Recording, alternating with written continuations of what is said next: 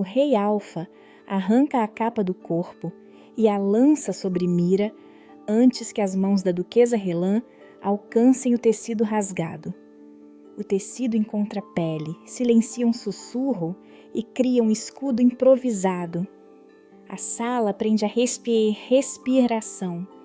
O palácio de Vetro, alto sobre a colina que domina a cidade. A praça do banquete, ao pé da colina, onde o povo observa e cochicha. As margens de Lirã, distante a 2 dias de cavalo do palácio, onde chegam as notícias de fome e rebelião. No reino, o poder corre nas veias de sangue marcado. Apenas linagens alfa chegam ao comando, betas administram e vigiam, ômegas sobrevivem à margem, vulneráveis e vigiados. A magia existe, mas é rara, dons herdados por símbolos ancestrais que respondem à lua. O limite é ritual e tempo, o custo, exaustão física e a perda de memórias por dias. Usar sem selo é crime e punição. Política e costumes apertam o pescoço dos mais fracos. Ele é alto, postura de ferro e carrega uma cicatriz que corta a sobrancelha esquerda como lembrança que ninguém pronuncia. Olhos cinza aco, cabelo negro como breu. Dentro do peito, um medo ancestral. Perder a linhagem. Quando jovem viu o irmão conspirar, viu a traição que matou sua confiança e quase arrancou o trono. Desde então, sua sombra é vigilância. O conflito externo bate agora, chamando-o ao centro do salão. Nobres sussurram, alianças pendem de um fio. O banquete do solstício é palco e tribunal. Se perder a imagem, perde tudo. Ele precisa comandar, aparece imperturbável. Voz baixa, mãos certeiras, um sorriso medido. Mas por baixo disso, vive alguém que ajusta o colar do reino todas as manhãs, recita nomes de mortos e faz rondas noturnas pelas muralhas. A rotina o mantém firme, conselhos ao amanhecer, inspeções ao meio-dia, promessas ao pôr do sol. O que quer? Manter o poder, a ordem e a coroa intacta. O que precisa? Aprender a confiar em quem não pertence à corte e proteger alguém que não deveria ser seu. Mira é pequena contra o esplendor. Pele oliva, cabelo castanho curto com uma mecha prateada que corta o rosto quando ela se move. Olhos cor de âmbar, sempre atentos. Seu segredo é explícito e letal. Mira é herdeira da linhagem oculta dos Véu-Lua, portadora do dom ancestral, proibido e marcada por uma cicatriz de juventude que ninguém reconhece. O dom foi selado por decreto. Revelar essa origem significa morte ou exílio. Seu conflito interno nasce da perda. Aos 15 anos, sua mãe adotiva morreu sob suspeitas. Desde então, Mira vive com medo de ser exposta como herdeira proibida e de que a verdade destrua qualquer laço que tenha. Aos 16 anos, na noite da festa de colheita, uma lâmpada se apagou e a sombra de Mira brilhou como prata lunar. Ela lembra a data e o cheiro do milho queimado. Foi então que aprendeu a esconder o dom, fingir ser vista e não ser ouvida. Antes deste momento, Mira é resistência contida. No banquete, sorri raso, recolhe-se insultos como se fossem migalhas que não a alimentam. Humilhada, mantém a cabeça erguida, respira cadenciado, não dá aos outros a visão do pânico que lateja. O que quer? Aceitação, um lugar seguro. O que precisa? Proteger seu nome, aprender a controlar o Véu-Lua e não ser consumida pelo segredo. A capa de Vetro pertence ao rei Alfa. Feita de veludo enegrecido com forro prateado, longa até os calcanhares, ela tem fios prateados que brilham à luz e runas lunares discretas na barra. Ele aprende ao broche do colar do reino, mantém-a sobre os ombros como promessa visível de proteção. Para os súditos é símbolo de autoridade, para quem sabe ler os fios é condutor de um sigilo ancestral capaz de revelar linhagens marcadas. A origem do dom de Mira é clara, herdado da mãe biológica, ligado à lua e selado por decreto antigo que proibia seu uso em público. A primeira manifestação está registrada na memória de Mira, noite da festa de colheita, aos 16 anos. A lâmpada apagou-se e a sombra dela brilhou. Ela guardou a data como prova de que não inventava. Agora, quando a capa roça sua pele, a borda prateada emite um brilho fraco, quase imperceptível, e aquece como se reconhecesse uma marca oculta. A duquesa Relan está na borda do salão, sorriso de navalha. Ela rasga o vestido de Mira com um gesto calculado, um ato público para desmontar alianças e provocar escárnios. Relan tem medo claro, perder o controle que reconstruiu depois de um escândalo que quase arruinou sua casa. Sua motivação é simples e cruel, anular todo e qualquer herdeiro que ameace sua influência. Ela quer ver Mira quebrada. Ela quer forçar o rei a escolher entre ordem e compaixão. O encontro entre Rei Alfa e Mira não é casual. É política e instinto. Ao cobrir Mira com a capa de vetro, ele não apenas protege o corpo exposto, ele responde a um cálculo: evitar que a duquesa Relan transforme uma humilhação pessoal em motim. Quando o veludo toca a pele de Mira, as runas na barra piscam e aquecem. Um brilho prateado corre pela dobra que cobre seu ombro. Só um instante, mas suficiente para que ambos sintam. Algo antigo reconheceu algo proibido. No outono, durante o banquete do solstício, no ano em que a colheita ameaçava o trono, começa a história. O ar cheira a vinho e folhas secas. As próximas semanas, cerca de 6 meses de eventos intensos, prometem alianças forjadas e tramas desveladas. A noite é tensa, proibida, e cada gesto carrega promessa e perigo. O rei segura a borda da capa contra o ombro dela, e a sala explode em um murmúrio que vira tempestade. Ele não sorri, ela não chora. Entre as mesas, olhos observam como se o reino inteiro pendesse de um fio tecido naquela capa. O toque prateado deixou um calor que nem o vinho consegue cobrir. Se você está gostando, deixe seu like e comente de qual cidade está assistindo. 3 dias depois, no início da manhã, ainda no Palácio de Vetro. O sol raspava as ameias e a névoa das ruas subia como fumaça. O banquete ficara para trás, mas suas ondas não cessavam. A praça do banquete fervilhava em sussurros. As margens de Lirã enviavam listas de fome e desespero que chegavam por mensageiros cobertos de poeira. No salão real, a capa de vetro seguia a sombra de Mira. Ela a usava enrolada nos ombros como um manto improvisado. O rei Alfa mantinha a mão sobre a dobra quando ninguém olhava. As runas na barra piscavam baixo, agora mais conscientes, e o tecido esquentava por onde tocava a pele dela, como se respirasse. Mira evitava espelhos. Em vez disso, sentava-se junto a uma janela do gabinete real, olhando as ruas. O tecido sobre os ombros punha um peso estranho, proteção e anúncio. Quando o rei entrou, os passos dele eram precisos, quase um ritual. Ele fechou a porta, deixando o corredor e seus cochichos no outro lado. Você não deveria estar aqui, disse ela, voz firme. A mecha prateada tremia quando se inclinou para trás. Não devo? Ele deixou a mão pairar sobre a capa. Os olhos cinza aquo eram menos pedra e mais ferro fundido naquela distância curta. Não quando o resto do palácio tenta transformar você em motivo e não em pessoa. Mira engoliu.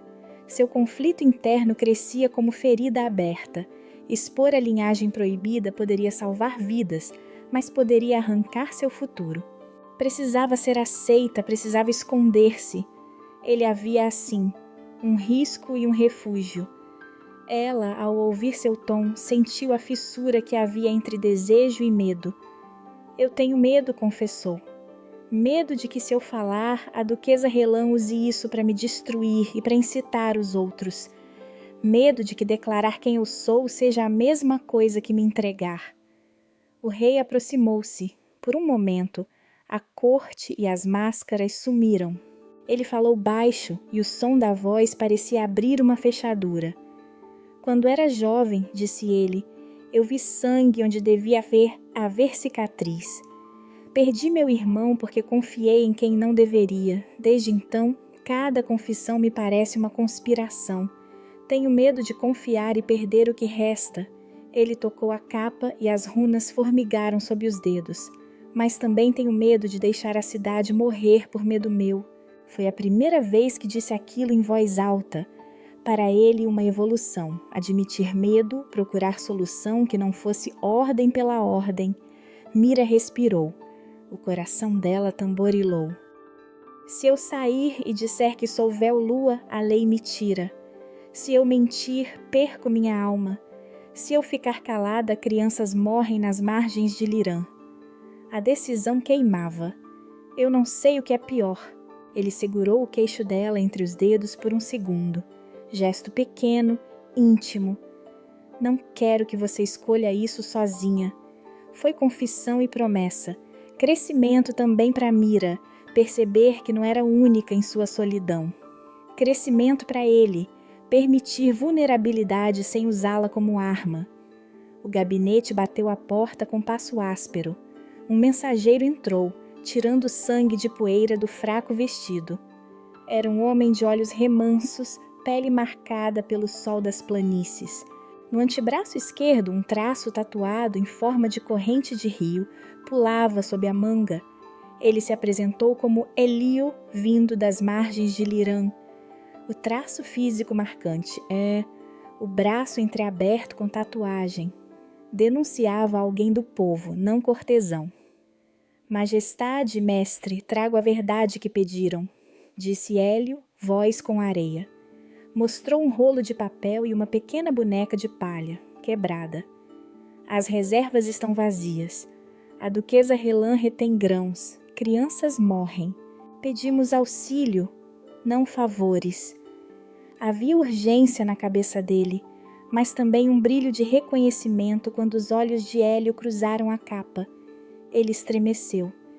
Isso, murmurou, e a palavra parecia arrastar uma memória. A capa, nas lendas, é chamada selo dos véu-lua. Onde ela toca, a lua responde. A menção foi uma flecha. Mira sentiu o sangue sumir do rosto. O medo tornou-se público sem que ela falasse. Hélio não acusou com malícia, acusou com necessidade. Se a linhagem fala, eles ouvirão. Os betas nos vigiam, os alfas decidem.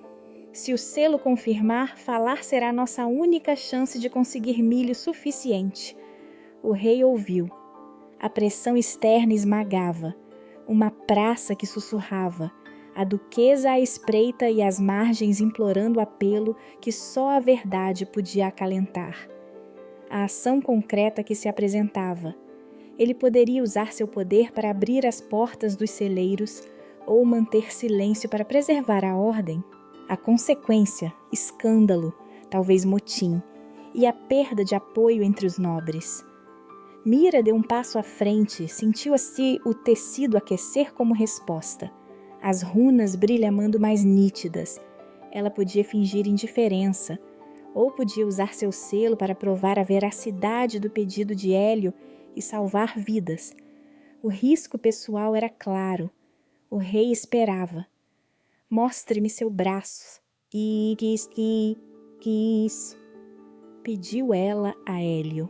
Ele hesitou, depois enrolou a manga até o cotovelo, revelando marcas de fome, cortes e a tatuagem de rio. Ela reconheceu o símbolo como marcante das margens, um laço que também aparecera numa foto guardada pela sua mãe adotiva. A lembrança bateu, não como tese, mas como prova de um passado conectado. Antes que pudesse decidir, a porta do gabinete rangeu. Do outro lado, as palavras tomadas pelo rumor se tornado mais altas. Alguém, possivelmente a duquesa ou um de seus aliados, vinha.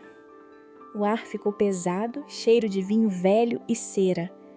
O rei colocou a mão sobre a capa, e as runas responderam com um brilho que cortou a sala como lâmina.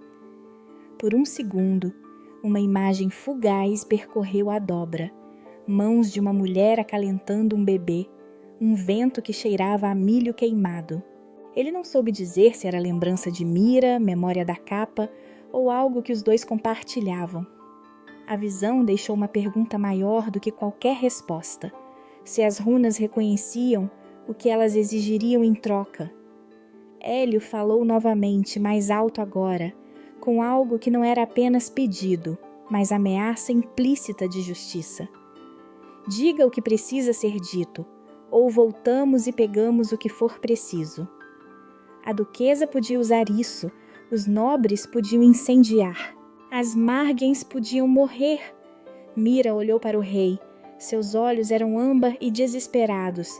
Se eu revelar, sussurrou, posso controlar parte do véu-lua com a capa, posso provar aos seus olhos e aos do povo que não minto. Ele respirou fundo, a mão apertou a barra, a sala se encheu do som dos próprios corações, do couro da capa, da respiração do mundo. Então diga-te, disse ele por fim, mas não sozinha.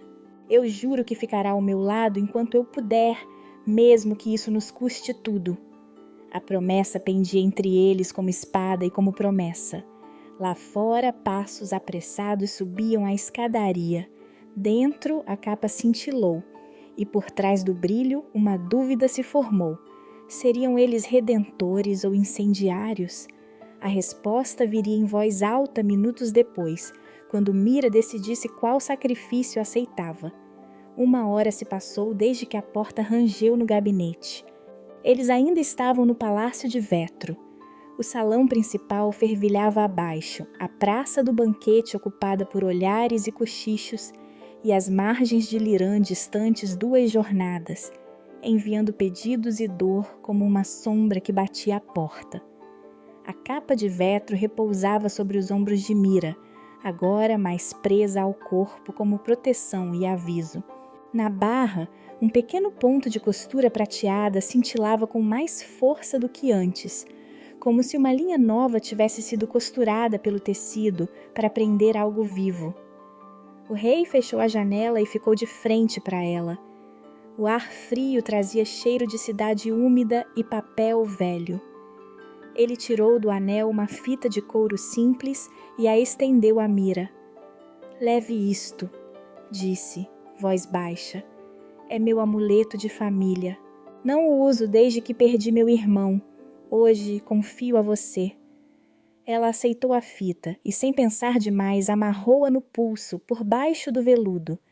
O gesto era pequeno, íntimo e dizia mais do que promessas oficiais. Ele delegava um pedaço de si que não poderia recuperar.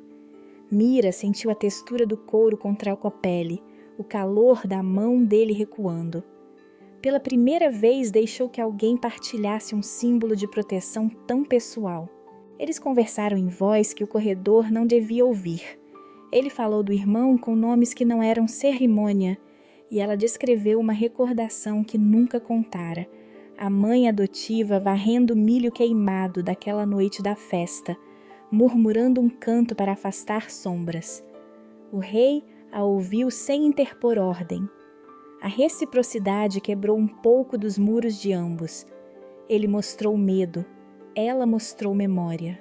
Cresceram na medida em que se permitiram existir um para o outro, não apenas como rei e suposta traidora, mas como 2 seres cansados.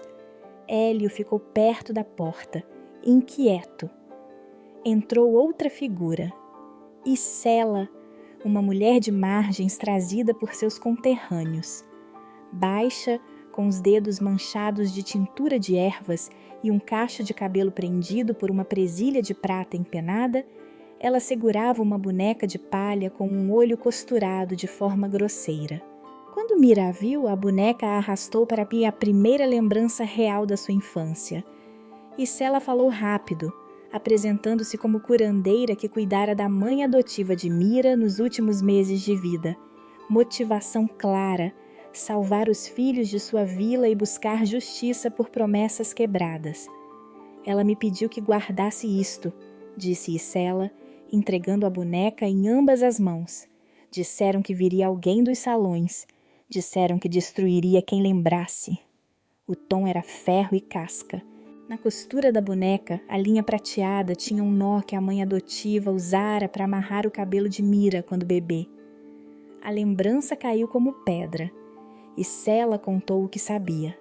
2 homens de Relan tinham visitado a vila nas semanas antes da morte. Palavras trocadas, promessas de silêncio, e depois a lâmpada apagou-se numa noite sem vento. A contabilidade do medo se tornou acusação. Helan podia não apenas humilhar Mira, podia ter silenciado a mulher que a amara. A revelação deu ao risco um rosto e uma culpa que mordia. A decisão imediata foi prática. Eles traçaram um plano para tirar grãos dos celeiros que Relan controlava, usando rotas antigas sob o palácio até as docas. O rei ofereceu guardas fiéis, e Sela prometeu coordenar mulheres das margens. A escolha priorizava vidas agora sobre vingança. Era uma solução parcial. Se funcionasse, haveria pão. Se falhasse, tudo os entregaria. Ao entardecer, sob véus de neblina, 3 carruagens partiram. Capitão Harrell, um beta veterano, rosto marcado por uma cicatriz que descia como meia-lua no maxilar, um homem que já vira as planícies comerem filhos, liderava-se na escolta. Ele pegou a capa com mãos firmes quando ela passava por ele, e sua voz baixou. Proteja-se, senhora. Havia cuidado ali e respeito. Mira percebeu que seu nome já fazia eco fora das paredes nobres. Nem 10 minutos depois a emboscada veio. 2 cavaleiros surgiram do beco ao lado das ervas, peles enegrecidas e lâminas curtas. Não foram tantos para uma batalha. Foram suficientes para incendiar um vagão e cortar o flanco de Harrell. Ele gritou, um som que fez a noite inteira parecer ouvido atento. A luta foi breve, improvisada, cheia de lama e sangue. Alguém atirou um punhal que raspou o ombro de Mira, enquanto ela tentava erguer a lona, uma ferida rasa que queimou como promessa. O dano foi temporário, mas visível. A capa prendeu o sangue num rasgo fino, a costura prateada brilhando quente ao contato das gotas. O rei puxou Mira para trás, as mãos firmes, olhos maiores do que antes. Harrell caiu apoiado num joelho, pressão sobre o flanco. O ataque tinha marca, não era saque comum. Em um dos cavalos, um broche em forma de espinho negro foi deixado, um símbolo pequeno e frio que os homens da duquesa usavam. A emboscada apontava aí a direção da culpa. As consequências foram rápidas. Um vagão perdido, 2 dias de grão queimado, Harrell com febre e uma dor que não seria só do corpo. E pendente no ar a pergunta que queimava mais. Relan movera-se à força ou apenas seus lacaios? A escolha moral do rei e de Mira ganhara um rosto sangrento e um preço. Ao voltarem ao pátio, encontraram um aviso pregado nos portões de ferro, um selo do Conselho dos Alfas, uma convocação marcada para o amanhecer, ordenando a presença da herdeira Véu-Lua para esclarecimentos. A assinatura tinha a tinta seca de sangue político. A leitura pública seria hoje. O tempo para decisões havia encolhido até caber numa lâmina. Mira segurou a capa com as 2 mãos. A costura prateada pulsou como um coração contido. Ao tocar o tecido, lembranças vieram menos como imagens e mais como comando. Se ela se mostrasse, salvaria pessoas, mas entregaria sua liberdade. Se calasse, perderia mais do que ela imaginava. O corte no ombro ardeu, e a promessa do rei ressoou sob o veludo. No chalé onde Harrell era tratado, Além das paredes do palácio, o pátio começava a se encher de homens com espadas e rostos longos. A convocação do conselho era o pretexto, a duquesa já tivera tempo de moldar a narrativa. Amanhã seria julgamento e talvez execução. Eles tinham até o amanhecer para decidir, enfrentar o conselho com a verdade e abrir guerra, ou encontrar outra estrada de salvação. O sol que nascia prometia mais do que luz. Prometia uma escolha. 17 horas se passaram desde que o selo do conselho foi afixado no portão. Ainda no Palácio de Vetro, acima da Praça do Banquete e a 2 jornadas das margens de Lirã, as coisas não encontravam repouso.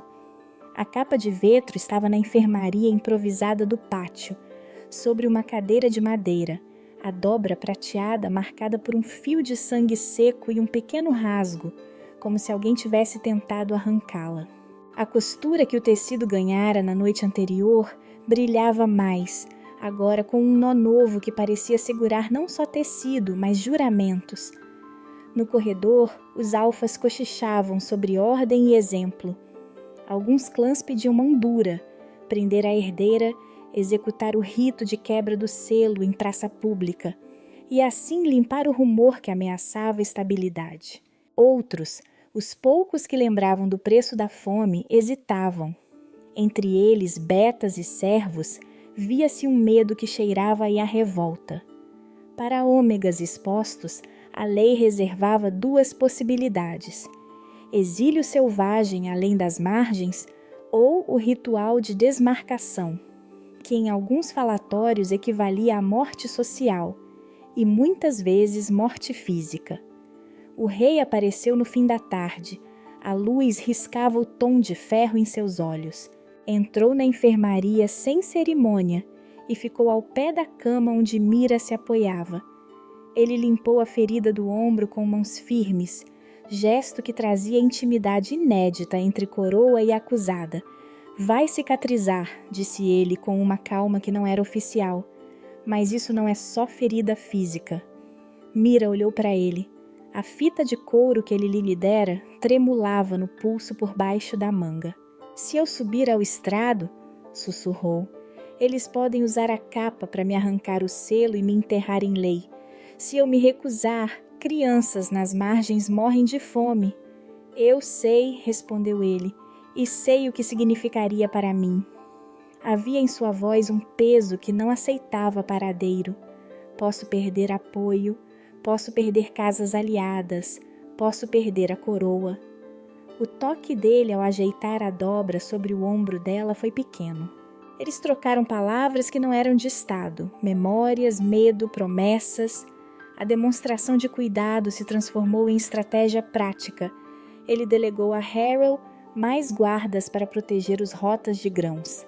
Ela concordou em liderar pequenas saídas noturnas com Isela e Hélio, partilhando o risco. Harrow, o capitão, sentou-se à cabeceira. A ferida no flanco ainda ardia. A febre franzia sua face. Tinha uma meia-lua de cicatriz no maxilar e olhos que não mentiam sobre onde nascera sua lealdade, nos celeiros vazios. Eu os conheço, disse, voz áspera. Relan dá ordens que não tocam nela sem medo de sujar as mãos. Motivação clara, proteger os que têm menos. Ele propôs um ataque direto aos depósitos menores, uma ação que resolveria fome rápida, mas romperia acordos e poderia ser vista como latrocínio, abriria guerra com os alfas. No entardecer, sob o escuro recorte do telhado, o rei confidenciou algo que mudou a dinâmica entre eles. Quando perdi meu irmão,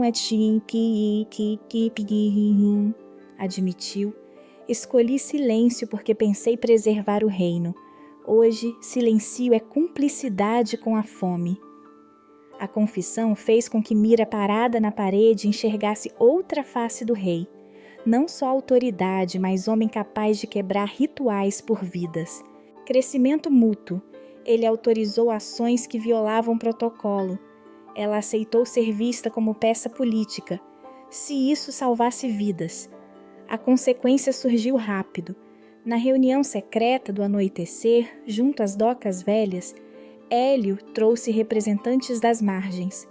Um homem novo se apresentou.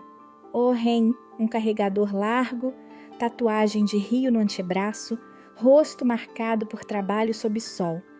Em suas mãos trouxe um mapa dos depósitos secundários e um bilhete arrancado de um mensageiro de Relan. Oren mostrou-se motivado pelo medo de ver filhos morrerem, disposto a arriscar a própria vida para arrombar celeiros sem alarde. Enquanto acertavam planos, uma sombra moveu-se entre as barracas. Um ladrão pequeno e rápido, com olhos de rapina, avançou e agarrou a fita de couro no pulso de Mira. Ninguém notou até o homem sumir pela multidão com o amuleto do rei. A perda foi veloz e silenciosa, mas imediata em consequência. Aquele couro era agora prova física que poderia vincular o rei à operação ilegal, ou pior, ser plantado como prova de conspiração. Recuperem isso, ordenou Harold, já em pé, sem alarde. Mas o gesto já havia desencadeado outra reação. Um mensageiro saiu correndo para o palácio e, em poucas horas, um panfleto apareceria na praça do banquete com a notícia de que o amuleto real fora roubado em conluio com uma ômega suspeita. Relan precisaria apenas empunhar a narrativa. O rei conspirava com os Vel-Lua. A política do reino reagiu como corrente elétrica. Alguns alfas exigiram uma investigação do rei. Betas ameaçaram mostrar sua própria lealdade com seus regimentos. A tensão nas muralhas aumentou. Ordens de busca vasculharam ruas. O risco de motim crescia a cada hora. Mira sentiu o peso da capa e do rasgo, a costura prateada pulsando. A ligação entre aquele tecido e sua mãe adotiva parecia mais profunda. Isela mostrou uma antiga linha de costura que sua mãe usara em panos rituais, o mesmo nó que agora aparecia na barra da capa. A prova do passado virou exigência do presente. Ao final do capítulo chega um mensageiro do conselho com um selo vermelho. Ele não trouxe apenas convocação. De dentro do envelope, o papel exibia uma ordem. O conselho exigia que a herdeira Vel-Lua se apresentasse ao meio-dia, para que o selo fosse verificado publicamente. A nota trazia ainda uma ameaça velada. Se a filha de Vel-Lua não comparecesse, o rei seria responsabilizado por cumplicidade e os depósitos de grão seriam apreendidos por ordem do conselho. Eles tinham uma escolha impossível: deixar que o conselho promovesse a exposição e talvez o ritual de morte ou exílio, ou tentar recuperar o amuleto pelo caminho da força, o que lançaria o palácio numa guerra aberta. O relógio batia, o fio prateado na capa parecia puxá-los para uma única ação. 21 horas se passaram desde o capítulo anterior. Palácio de Vetro, Praça do Banquete, margens de Lirã. Todos respiravam junto, cada um com seu medo. No centro dessa respiração estava a capa de Vetro, agora sobre os ombros de Mira, levada para uma sala do conselho. A barra prateada tinha ganho um nó novo. O broche do colar do reino, preso à dobra, esquentava de vez em quando como se discordasse do silêncio. Havia mudança de estado. O metal agora reagia não só ao toque dela, mas a vozes e presença. Um calor que subia e revelava, por instantes, um fio de selo entrelaçado que se projetava sobre a pele. Antes da audiência, houve uma troca de cartas íntima entre rei e ômega. Não foram bilhetes de ordem, mas palavras que pesavam mais que aço. Ele escreveu uma declaração curta, selada com seu anel, prometendo abertamente que não abandonaria Mira diante do conselho, um juramento que poderia custar-lhe alianças. Ela leu em voz baixa, dobrou o papel e o guardou sob o veludo, como uma arma silenciosa. O gesto foi íntimo, a confiança formalizada em tinta, uma proteção arriscada oferecida por um homem que nunca antes se expusera assim. No caminho para a praça onde o conselho se reunia, a tensão convergia.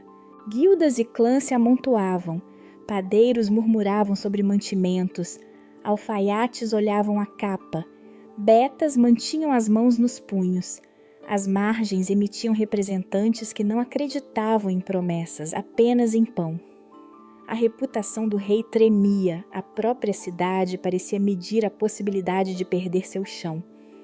Um personagem menor que até então passara como sombra ganhou voz. Karen, o ladrão que roubara a fita de couro.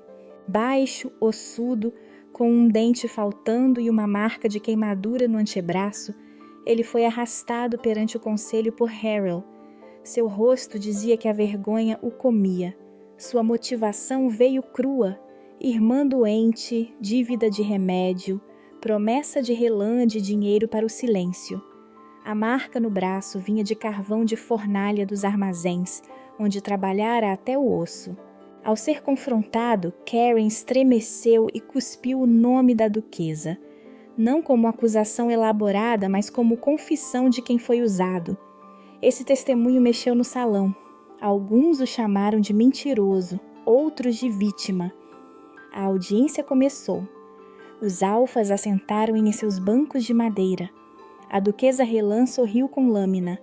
Ela descreveu conspiração. O amuleto roubado, a fita vendida por Mira como prova de cumplicidade, o rei manobrando por baixo do trono. Suas palavras eram precisas como faca. O conselho murmurou. O rei levantou-se então. Em voz clara, abriu a carta que trouxera e leu sua promessa em voz alta. Não apenas que protegeria a inocência de Mira, mas que, se houvesse injustiça, responderia com sua própria coroa. Era um ato de proteção que queimou alianças na hora. Alguns alfas cerraram as faces, outros apressaram-se a lembrar velhas ofensas do rei. Mira sentiu o coração bater com a força de quem aceita um risco por algo maior que si mesmo. Quando a duquesa se aproximou, em gesto teatralmente acusador, o broche pegou calor e um fio de luz prateada cruzou a dobra da capa. Por um segundo, o fio tocou a pele exposta no ombro de Mira, e um reflexo tênue desenhou-se como meia-lua. Historiador do conselho, um homem de olhos fundos chamado Marsec, levantou-se e murmurou. Esse desenho corresponde a um fragmento do selo dos Véu-Lua, marca que, segundo as crônicas, se manifesta em presença de sangue antigo. O salão prendeu a respiração. Reações explodiram. Alguns clãs pediram o rito de verificação pública, outros exigiram que o selo fosse arrancado ali mesmo. Guildas de comerciantes que temiam perda de mercado se a instabilidade crescesse, começaram a proteger as portas dos armazéns. Os betas, temendo a lei e desejando ordem, chamaram por prisão imediata. Entre as margens, a notícia chegou como esperança. Se o selo provasse a linhagem, poderiam pedir auxílio oficial. Mas a política era fera. Provar significava expor, e expor poderia ser destruição. A cada tentativa de solução prática, o rei oferecendo escolta para levar grãos às margens, Harrel propondo saques controlados e Sela organizando redes de distribuição, surgia um novo obstáculo. A declaração do rei alienou nobres. O testemunho de Keren foi taxado de manipulado. A duquesa já articulava acusações contra Isela, chamando-a de bruxa de aldeia que usava curandeirias como máscara para conspirações.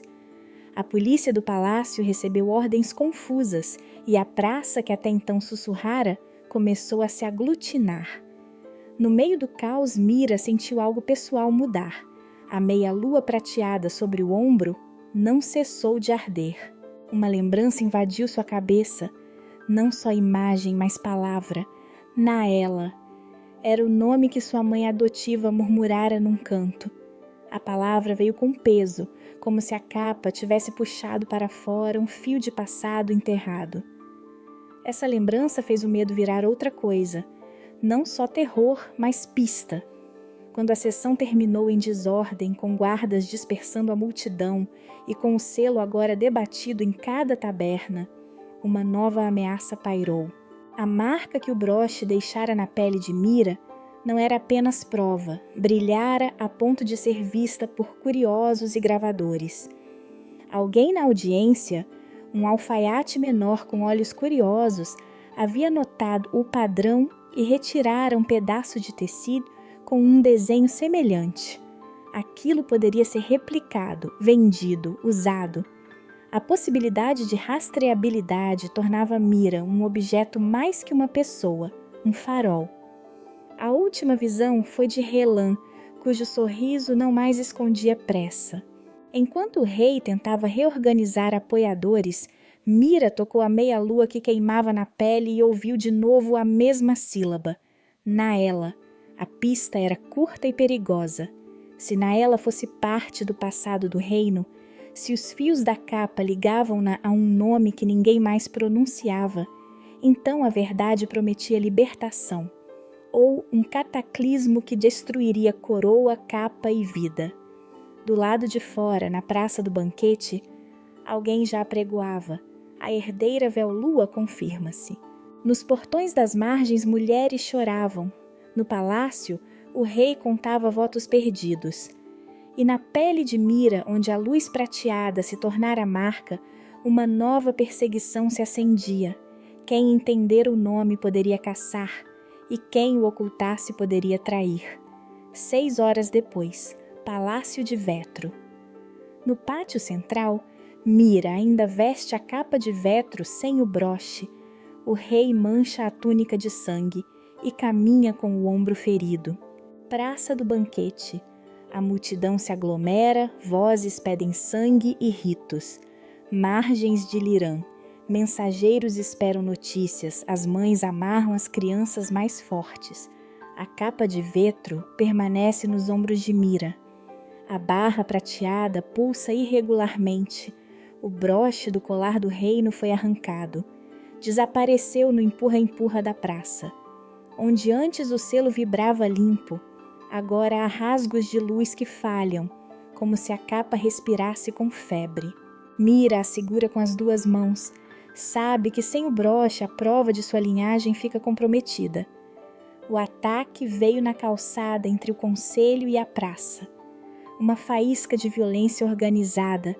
2 homens com lenços negros jogaram fumaça. Um punhal cruzou a guarda do rei e acertou seu ombro. O corte é profundo. O sangue não para. No choque, dedos fortes arrancaram o broche que prendia o colar. Um vulto com capa curta sumiu entre a multidão.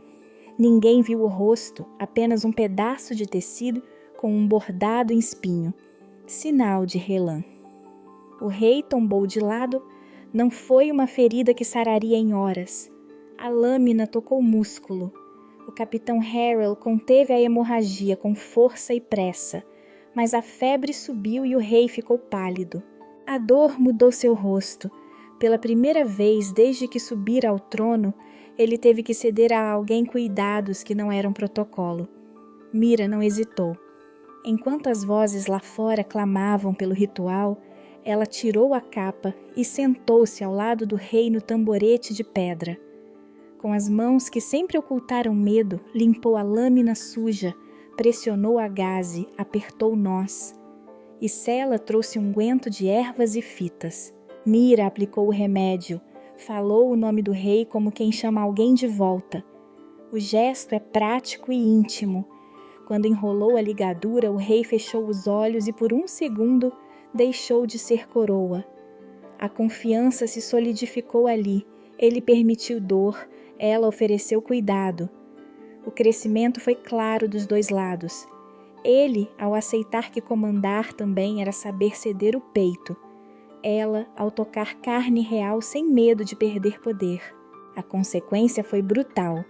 O rei teve que se sentar fora do trono por dias, as reuniões foram adiadas e muitos alfas interpretaram a ferida como sinal de fraqueza. Alguns betas recuaram, outros se aproximaram, medrosos. Entre os ômegas a cena virou fúria e esperança. Ele podia sangrar por ela. O preço político veio na mesma hora. No meio do caos, surgiu um aliado improvável. Marcek, o historiador do conselho. Homem de olhos fundos e mãos manchadas de tinta, sempre visto com papéis e velas, aproximou-se da enfermaria com passos hesitantes. Sua motivação era culpa mais que bravura. Ele fora quem na juventude catalogara decretos antigos e guardara cópias de nomes proibidos.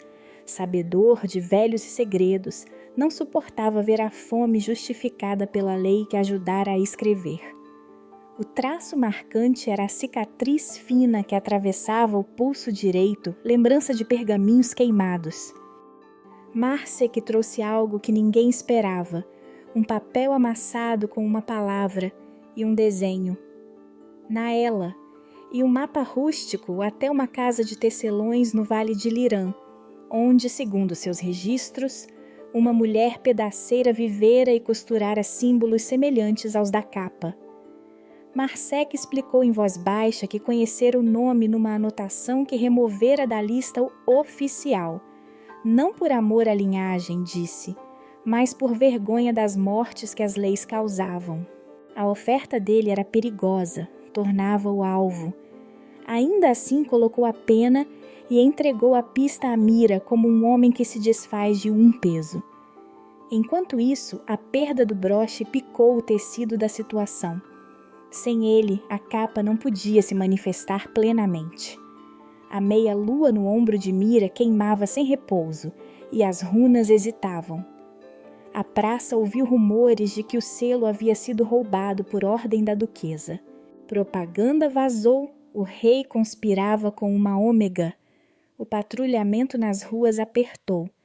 Leis antigas sussurravam sanções contra quem usasse poder de véu-lua sem selo. Ômegas nas docas foram trancados nas casas. Patrões mandaram filhos de margens para longe. O medo social tornou-se ação. Quem tivesse sombra prateada seria caçado. Uma pista parcial surgiu. Karen, o ladrão capturado no conselho, foi apontado por Harold como o homem que passou o amuleto a um intermediário. Karen, com o dente faltando e a queimadura no antebraço, tremia. Sussurrou nomes entre dentes. Não revelou o responsável direto, mas descreveu um navio que sai ao amanhecer dos Doca Velhas, com um homem de tatuagem de espinho. Não era uma confissão inteira, era um fio de corda. Suficiente para seguir, perigoso o bastante para expor quem buscasse. Consequências práticas. Sem broche, as rotas de grão ficaram vulneráveis. Sem o selo, o rei perdeu autoridade para exigir entrega de suprimentos. O conselho marcou a verificação definitiva para o meio-dia de amanhã. Se o broche não reaparecer até lá, a corte exigirá a demonstração pública da linhagem ou prisá-lo por conspiração. A pressa transformou-se em ordem. Recuperar o broche, revelar Naela ou perder tudo. Marcek entregou o mapa. Mira segurou a capa com força e o rei, com a ligadura recém-feita, tocou a palma da mão dela. A costura prateada da barra pulsou mais forte, como se reagisse ao destino traçado no papel. A urgência a fez a respiração fechar.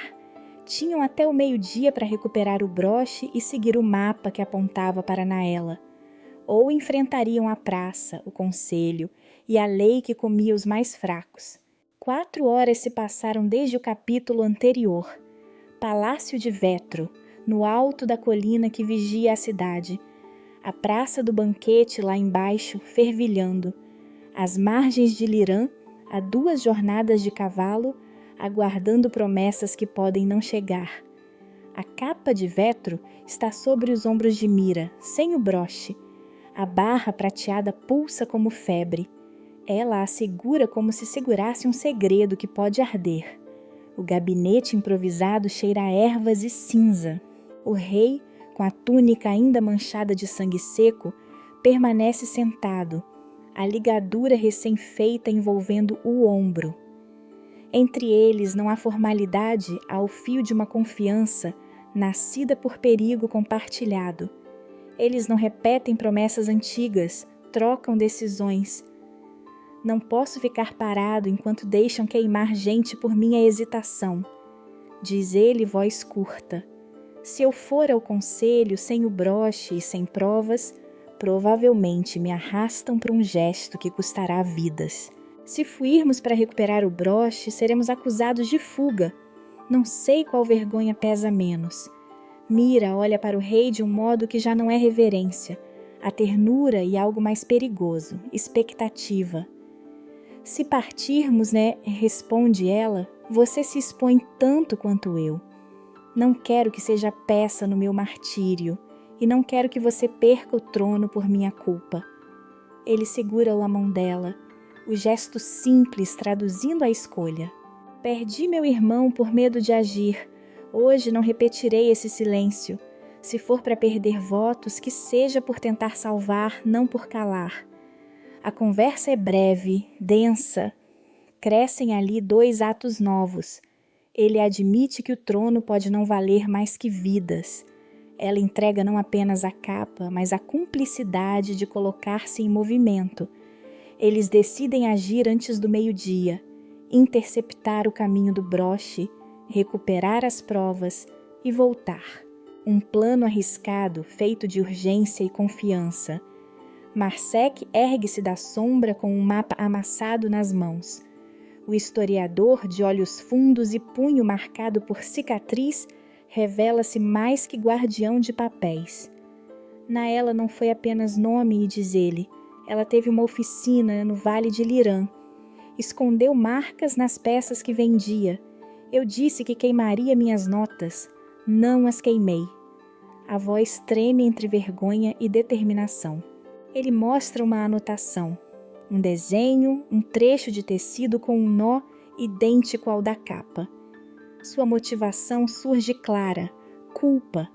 Marsec guarda memórias de decretos e rostos, e não suporta que leis tenham morrido de fome. O traço marcante é a pena que tremula quando fala. Por trás dela, um homem disposto a se reparar erros com risco real. Karen é trazido novamente.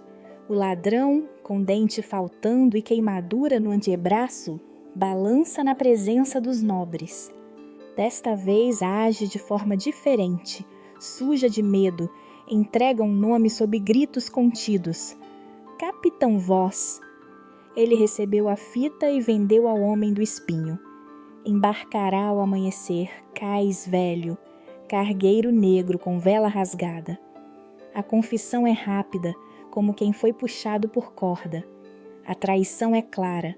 O broche não foi perdido, foi vendido a mando de alguém ligado à duquesa. A palavra relan volta como lâmina. A distância entre acusação e prova encurta. Se Voss parte com o broche, a cidade perde a chance de provar que Mira não é fraude. E se o navio parte, as alianças que ainda hesitam podem fechar fileiras contra o rei por ele ter tentado interceptar. A capa reage.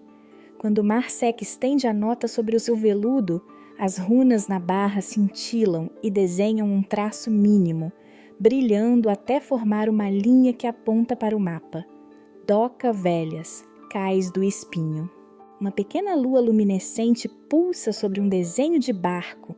O tecido projeta por um instante um mapa que só Mira ouve no coração. Um fio que liga lembrança e direção. A participação do símbolo é silenciosa e aterradora. A capa não só confirma que a pista é verdadeira, mas mostra o rumo. Consequências políticas emergem antes mesmo do plano ser posto em ação.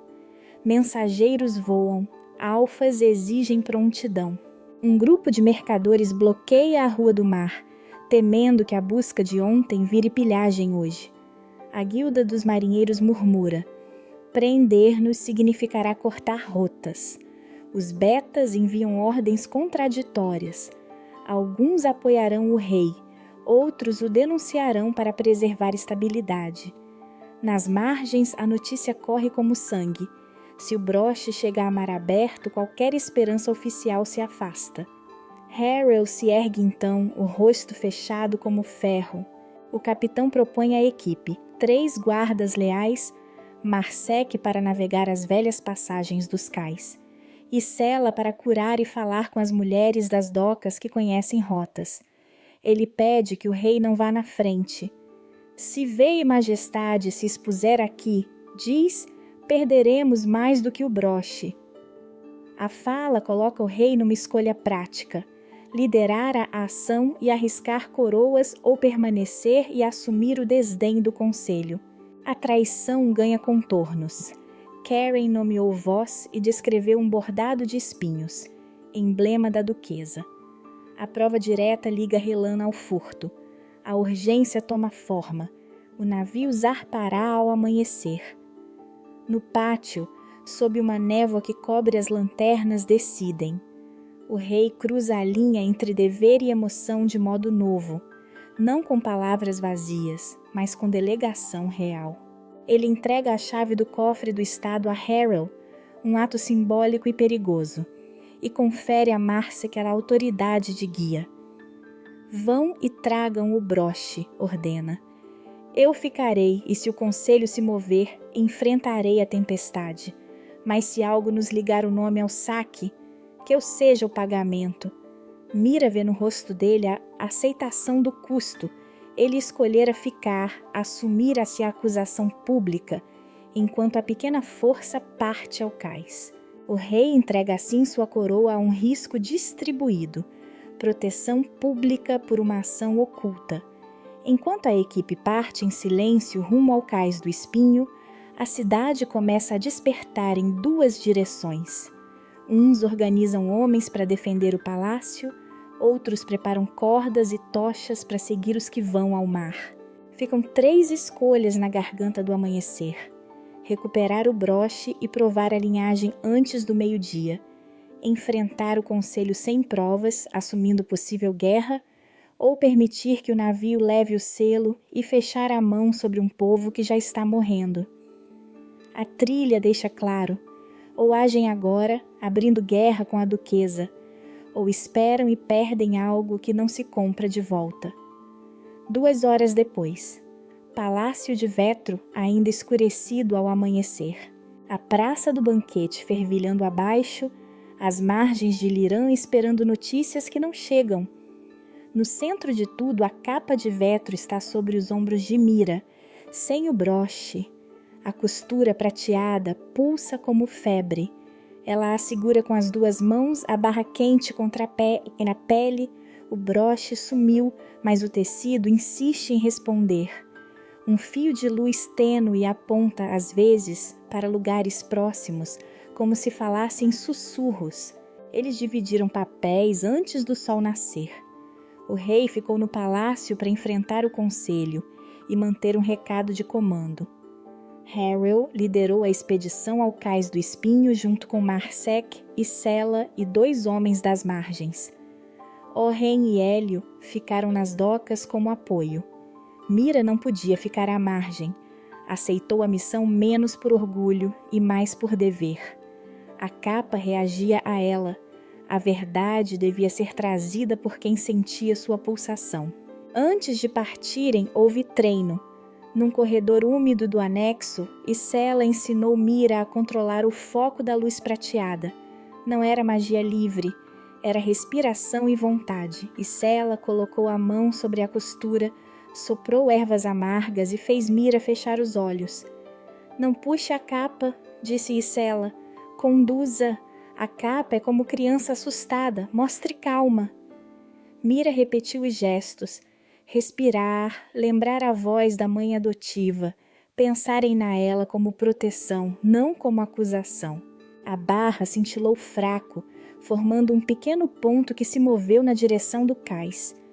Marsec, debruçado sobre mapas, sorriu com tragédia. Isso será o que guiará vocês, murmurou. Mas sem broche a luz vacila. Vocês terão de contar uns com os outros. A estratégia foi prática. Harrel comandaria a abordagem pela água, usando um bote velho que Marsec conhecia. Sela e Orren fariam a infiltração pelos armazéns para cercar a popa. Marsec navegaria as passagens rasas. Mira, com a capa enrolada, fingiria ser apenas Ômega carregando pouca importância. Eles combinavam sinais. Um apito, 2 lanternas, um pano branco. O rei manteria mãos leais nas ruas, pronto para desmentir qualquer versão da duquesa. O mar estava frio. A neblina cheirava a algas e metal. Gaivotas cortavam o céu como facas. O cais do espinho era um labirinto de tábuas apodrecidas, cordas e velas rasgadas. Marsec guiou o bote por canais que a maré cobria e descobria. Ouviam o rangido das amarras, o som de vinho sendo derramado, gargalhadas baixas. Cada som apertava o peito de Mira. Quando chegaram, encontraram um obstáculo natural que ninguém previra. Uma corrente forte vinda do mar aberto empurrava o barco contra as pilastras. Uma onda maior que as outras varreu a proa. O bote bateu e quase virou. Harrel prendeu-se ao bordo. Mandou Mara e Orren por cima das tábuas escorregadias. Isela e Marsec desceram primeiro, mergulhando entre redes e barris. A lama pegajosa grudou nas botas.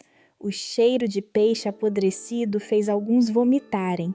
No centro do cais, o cargueiro negro estava acorrentado. Velas remendadas tremulavam. Ao convés, homens com broches de espinho riam e fumavam. Capitão Voss andava com passo pesado, uma cicatriz que cortava a boca num sorriso que não era de verdade. Keren, que havia apontado o navio, permanecia nas sombras, olhos nos próprios pés. O confronto foi curto e brutal. Harrel atacou primeiro, buscando não ferir demais para não atrair guerra. Os homens reagiram com punhais e pólvora. Marsec usou seu conhecimento do terreno para fechar uma passagem, gritando direções. Em uma brecha, o capitão Voss tentou jogar o broche ao mar. Isela correu, agarrou a mão dele e os dois caíram sobre as tábuas. Um estrondo. Uma viga cedeu sob o peso. Marsec foi empurrado para trás para proteger Mira. Um prego rasgou sua coxa.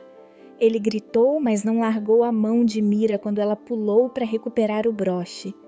No choque final, alguém cortou a corda que segurava a amarra do navio. O casco ranger abriu espaço e água saiu entre as tábuas. Voss tentou sumir, mas Harrel o alcançou. No corpo do capitão, sobre essa jaqueta, o broche estava preso por um encaixe de metal.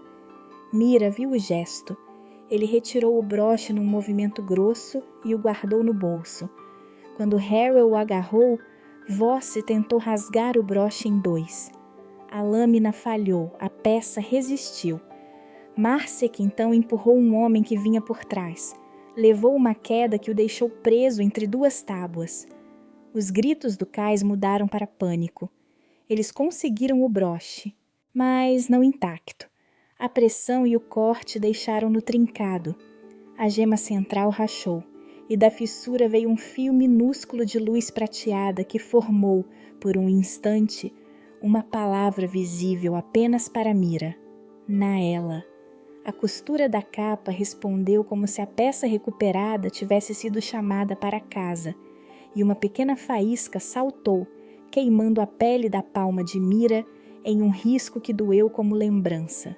Marsec ficou para trás, preso sob destroços, a perna ferida e os dedos sangrando. Harrel tentou puxá-lo, mas o peso do cais e a maré dificultavam. Em todo instante, homens com broche de espinho recuavam, chutando tábuas. Isela enrolou lenços e gritou instruções. Mira, olhando para Marsec, sentiu a escolha como ferro frio, puxar e arriscar todos, ou largar e salvar o broche. Ela puxou Harrel pela manga. Leve o broche, disse, voz curta. Eu volto por ele. Harrel hesitou, olhou Marsec. O historiador segurou os olhos dela e fez um gesto. Não adiava mais. Harrel levou o broche trincado. Mira e Isela voltaram para o bote. Marsec ficou, gritando ordens como quem segura a retaguarda. Quando o barco remou para longe, o cais estalou sob passos de homens que vinham recuperar honra e ouro. No retorno, o broche queimava no bolso de Harold como um objeto vivo.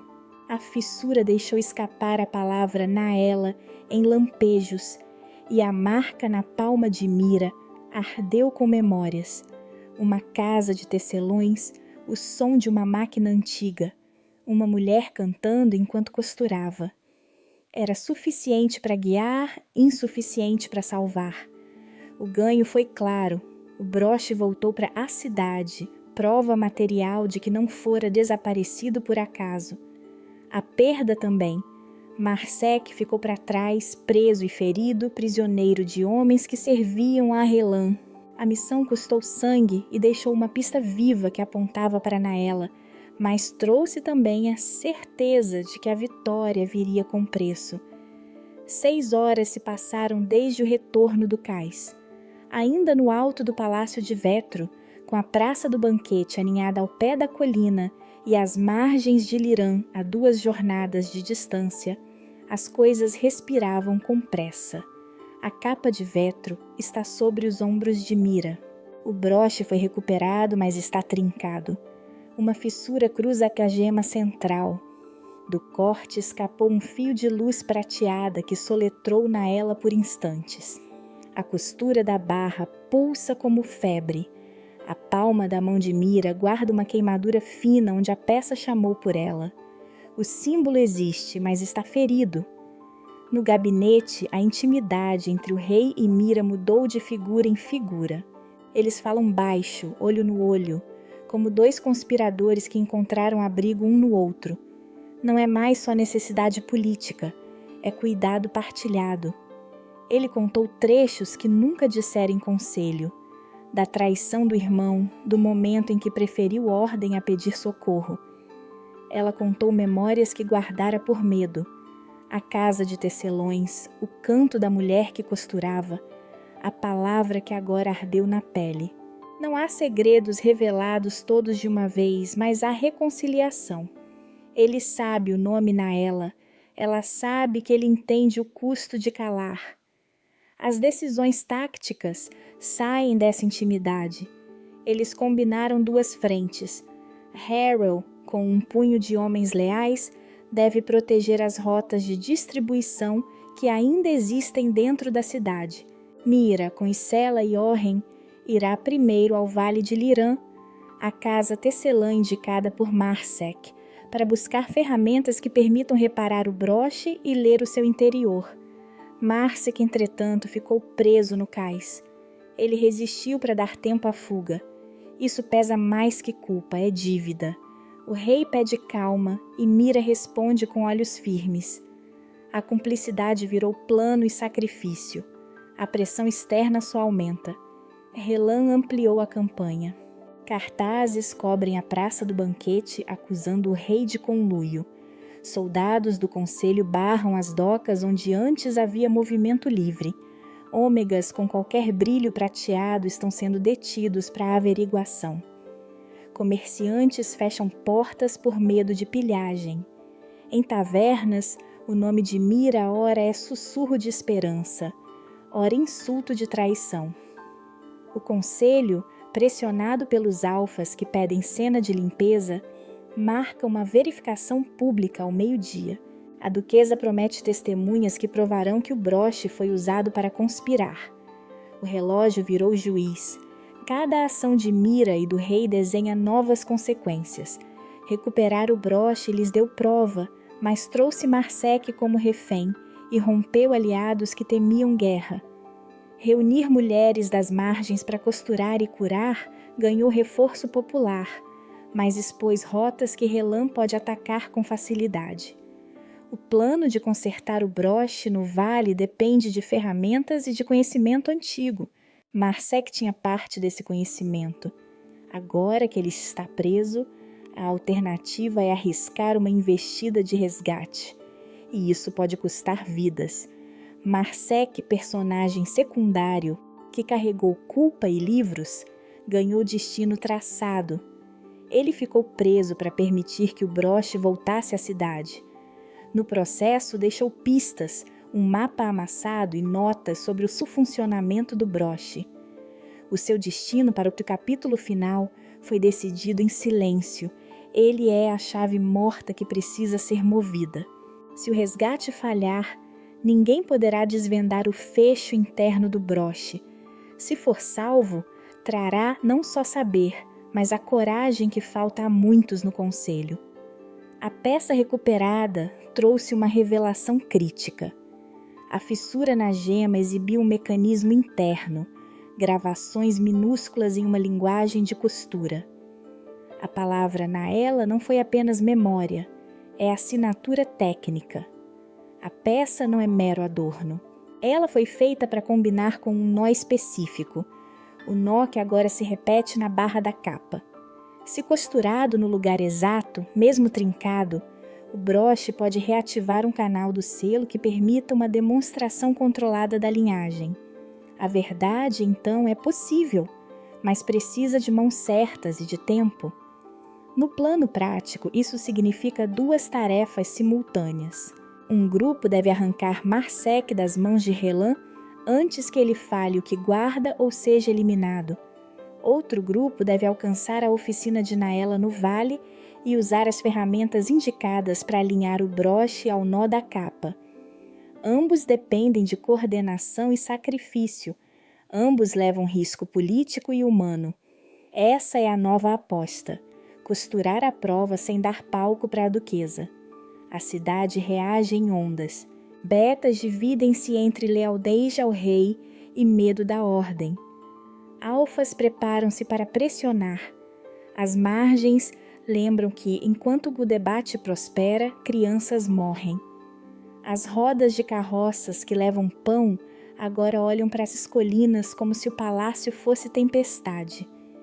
O rumor de que o selo pode ser reativado alimenta esperanças e pânicos. Relan usa isso. Ordenou bloqueios nas estradas para atrasar qualquer movimento em direção ao vale. O estado físico do símbolo espelha o estado emocional dos protagonistas. A capa pulsa e treme.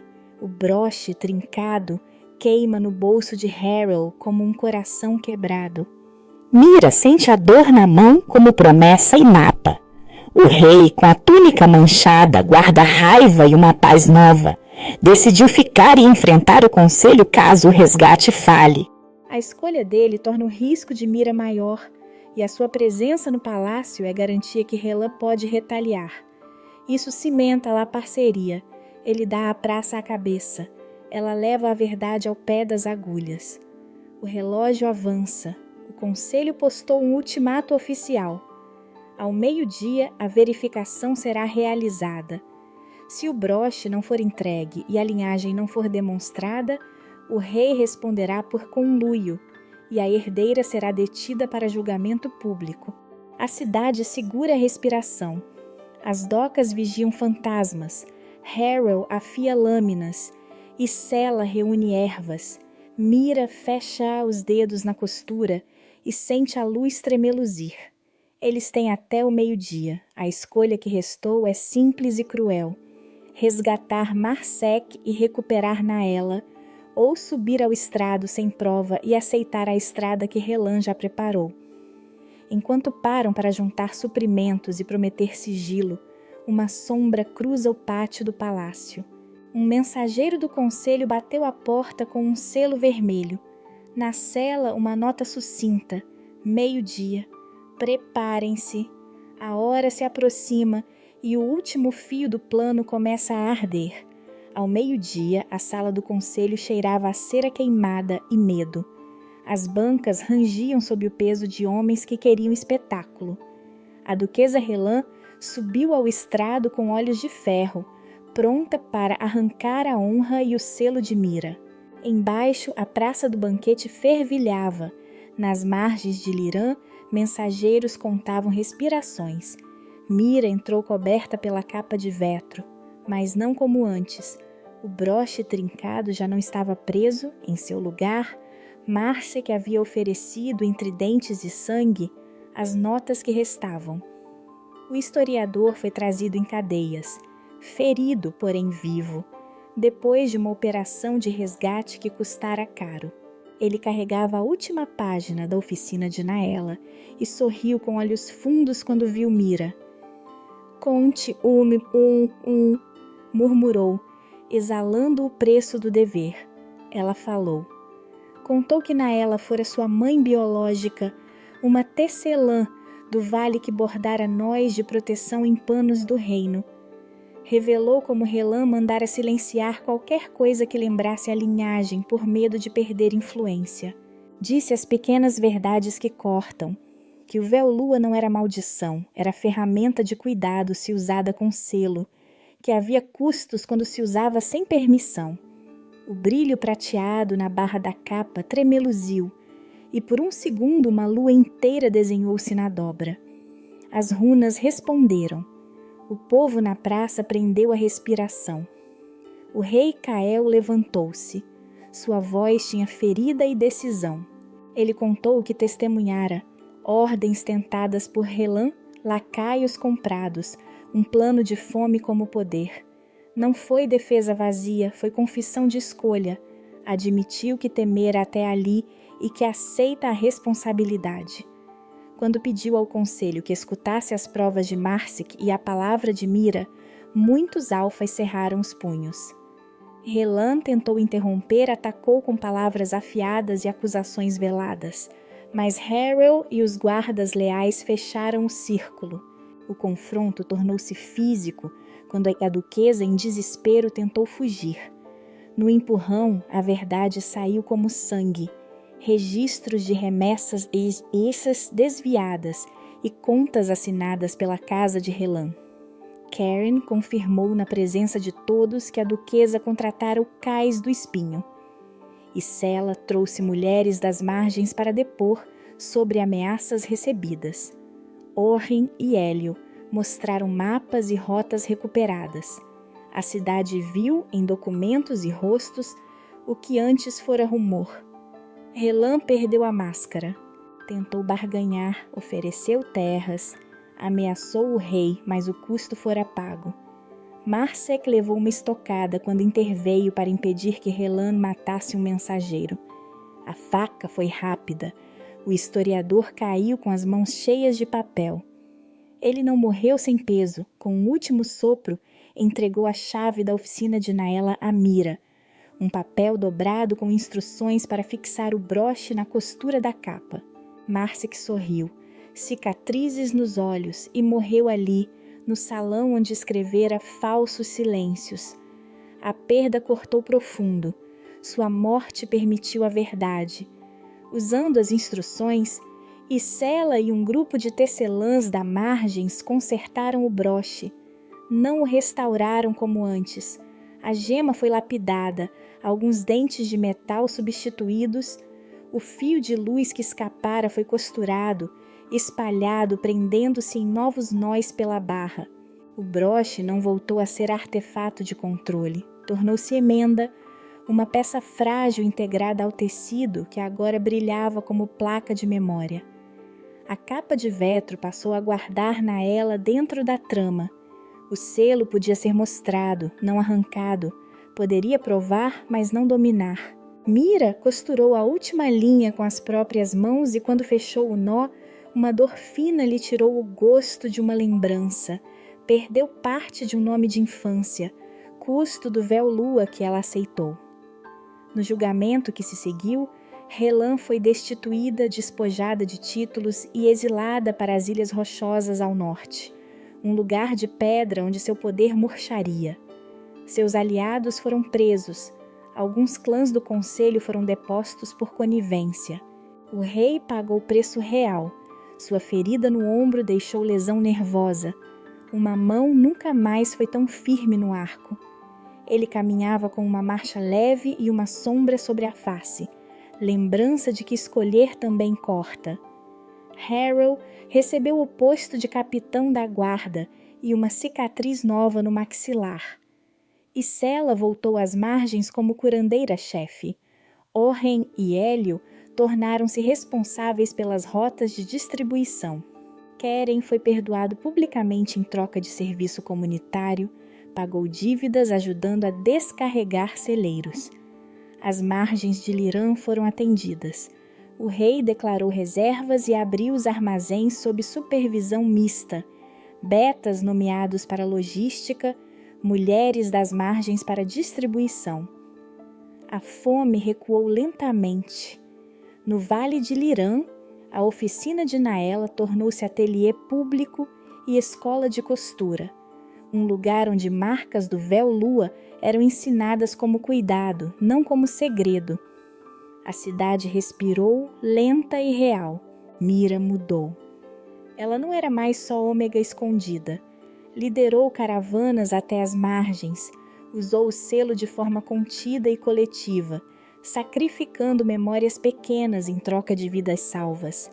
A intervenção deixou marcas, uma cicatriz fina na palma da mão, o vazio de nomes perdidos e uma nova firmeza no olhar. Ela aprendeu a confiar fora da coroa e aceitou que ser vista implicava responsabilidade. Cael também mudou.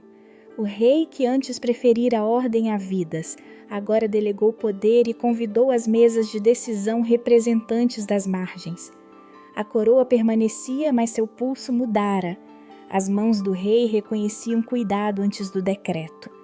Naquele crepúsculo, 3 anos depois, Mira e Cael voltaram à janela do gabinete que dava para uma praça do banquete. A capa de vetro repousava sobre o encosto de uma cadeira, a barra exibindo o novo bordado prateado, o broche integrado como cicatriz bonita. A praça estava mais calma, as docas revistas, as margens com celeiros mais cheios. Eles ajeitaram a barra da capa juntos. Ele segurou seu pulso com a mão esquerda, ainda marcada pela ferida que nunca sarou por completo. Ela tocou a costura que guardava Naela. O vento trouxe cheiros de pão e terra. Fizemos errado muitas vezes, disse ele baixo. Mas agimos, respondeu ela, e os olhos dela buscaram os dele. E ainda estamos aqui. O sol afundou atrás do palácio de Vetro. Lá embaixo, a praça do banquete acalmou-se. Além, as margens respiravam com menos fome. No acabamento final da capa, a palavra Naela não estava mais apenas em memória. Estava costurada, visível em fio prateado. Eles colocaram a capa no manequim do salão principal, símbolo que ali ficaria, para lembrar aos que governassem que poder existe para proteger.